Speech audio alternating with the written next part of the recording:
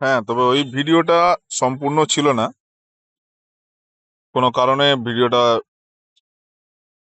সম্পূর্ণ করা যায়নি। তো আরেকটা বিষয় যেটা আমি বলতে গিয়ে অসম্পূর্ণ রয়ে গেছে, যে এই জোনটার ভিতরে এই জোনটার ভিতরে কোনো ক্যান্ডেল ধরো এইখানটার উপর ক্লোজ করলো, করার পর কোনো একটা ক্যান্ডেল ডেলি টাইম ফ্রেমেতে এই যে এই ধরনের ক্যান্ডেল, মানে কি বলবো, ইনডিসিশন ক্যান্ডেল হোক বা ইনভার্টেড হ্যামার হোক বা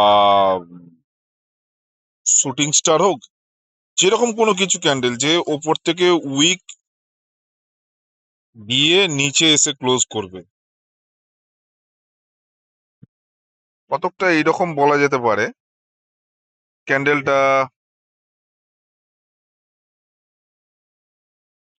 এইরকম ক্যান্ডেল এইরকম ক্যান্ডেল এটা তো ইনভার্টেড হ্যামার বলা হয়। এইরকম ক্যান্ডেল যদি হয়, তো এটা বলতে পারো 100% অ্যাসুরেন্স যে এই জায়গা থেকে যদি এইরকম একটা ক্যান্ডেল হয় দিনের টাইম ফ্রেমে, তাহলে এটা ভেবে নেবে বা বুঝে নেবে যে এখান থেকে মার্কেট ফের ডাম্প করবে।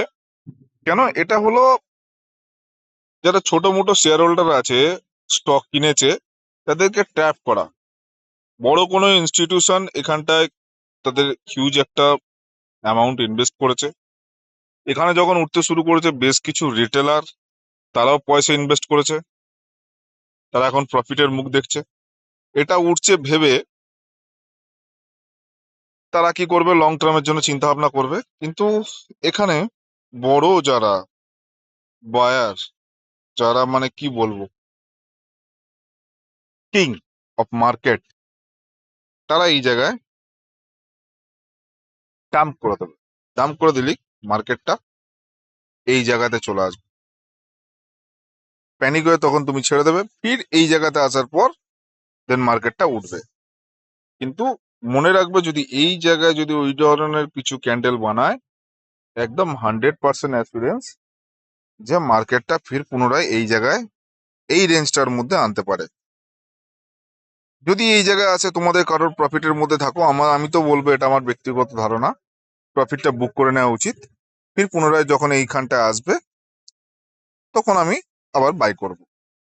সেটা আমার 90% অ্যাসুরেন্স থাকবে যে এইটা আমি একদম বটমে বাই করেছি, টপে তো বাই করিনি বা মিডিলে বাই করিনি, বটমে বাই করেছি। এখান থেকে আমি আশা রাখতে পারি যে আচ্ছা খাসা আমি এটা প্রফিট বুক করবো ইন ফিউচার। আমি বললাম, বাকিটা তোমরাও অ্যানালাইজ করো, করে দেখো।